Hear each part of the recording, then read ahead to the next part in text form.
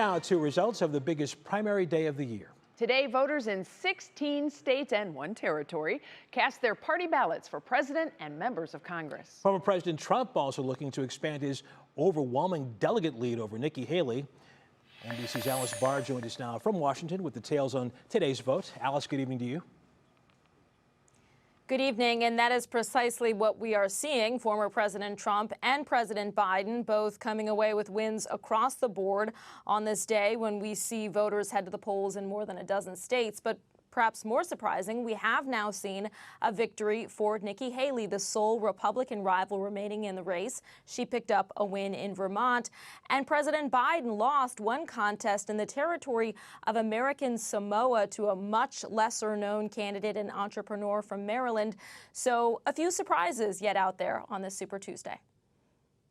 As the votes are tallied this Super Tuesday, President Biden and former President Trump are barreling toward what's expected to be an historic rematch. The former president celebrating his latest primary wins from Virginia to Texas. They call it Super Tuesday for a reason. This is a big one. President Biden sweeping the states tonight on the Democratic side. We got to stick with Joe and his team, and they're doing the right thing. But voters who cast their ballots in more than a dozen states across the country today voiced deep concerns about both the leading candidates. Are you kidding me? Out of all the people and executives, everything that we have out there, those are our 2 best candidates. Is age a factor for you? It definitely is. I mean, especially I work in healthcare, and knowing that as you get older, your memory just naturally starts to get a little weary. Many young voters casting protest votes over U.S. support for Israel in the war in Gaza. Do you think this is an issue that could and should cost President Biden the election? This is a time for moral leadership, and yet I'm not seeing that. Former UN Ambassador Nikki Haley has tried to frame herself as a common-sense alternative. She's qualified, she's a decent person,